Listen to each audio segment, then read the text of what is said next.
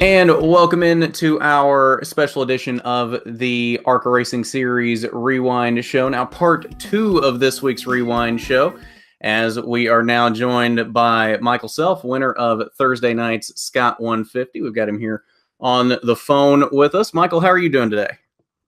Pretty good. Excited to be back on with you guys. Usually a good thing, right, to come on this show. Usually something good just happens, so it's exciting to do that. Yes, it is. It's definitely nice to have you back on, have you back in Victory Lane. So just talk us through your night on Thursday night. You led a lot of that race, so just tell us what you were feeling throughout the night.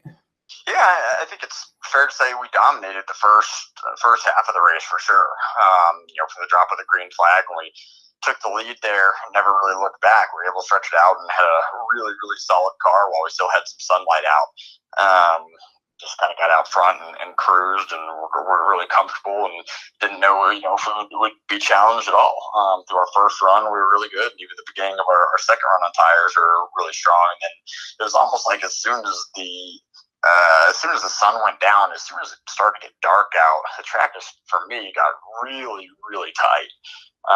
Which was a little bizarre because I was leading. I had clean air and was still running that top groove, which was relatively clean. Just started to push really, really bad. And we had a big lead, and at that point in the race, I guess about 40 to go or so, the 54, Todd, he came. I wouldn't even say he crept on us. He came up on us and it went by us quick. They had a great long run car and were struggling at that part of the race, and it was just kind of a beat down feeling because we had dominated the beginning and were so good early on. To just see how affected by what I think was the temperature and the change in light, the track temperature. Just kind of watching the lead fade away. So thought we were just going to have to settle for a second place finish, which I wasn't going to be happy with by any means. And then when that caution came out, that was golden for me. That was exactly what I was looking for because our car had been so good on restarts and on the short runs all day long. I couldn't have asked for anything more. So tell us about that last restart there. You made a pretty amazing move there, jumping to the inside 3 wide at the green flag there. How confident were you that was actually going to work for you?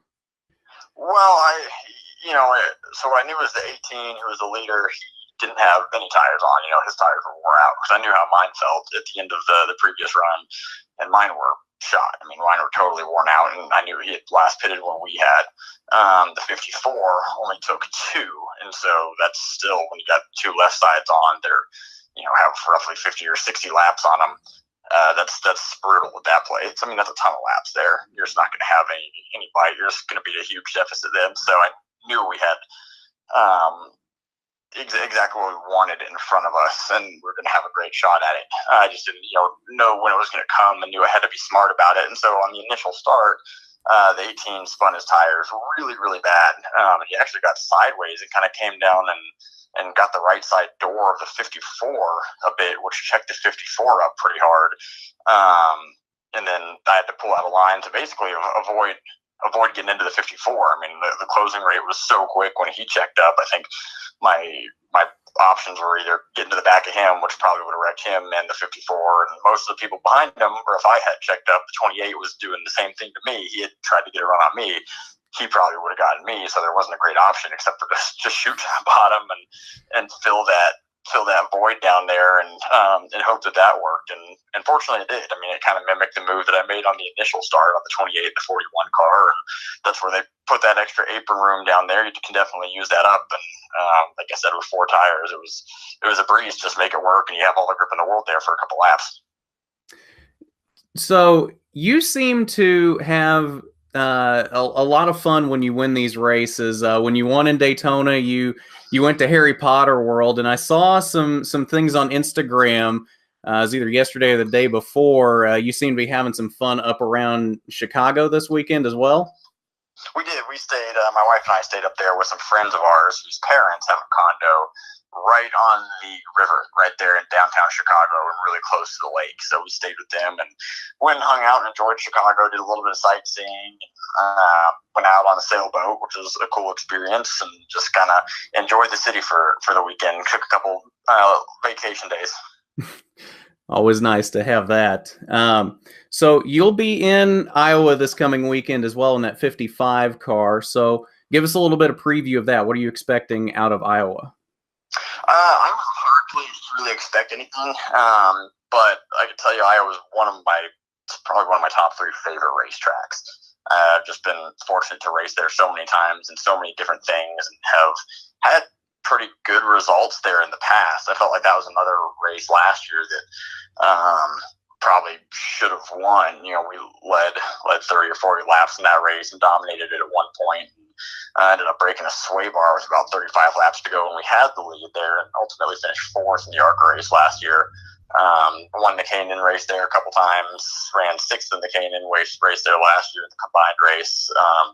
Just a really, really fun track that I always look forward to going to, and the competition is definitely going to be tough this weekend. It's going to be all the short track guys, Chandler Smith and Christian Eckes are going to both be there with me and the Venturini crew. They've both won races this year.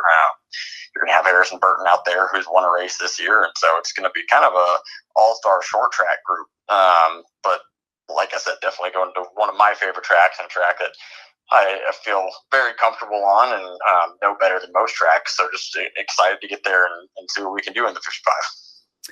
All right. Well, it'll be exciting to watch you in that. And Michael, thanks for joining us tonight. It's always a pleasure talking to you. Yeah, thanks for having me on. I appreciate it. All right. And that will do it for our special edition part number 2 of the ARCA Racing Series Rewind show tonight. Our interview with Michael Self. And tune in later tonight for the Monster Energy NASCAR Cup Series Rewind show right here on Racing News Now.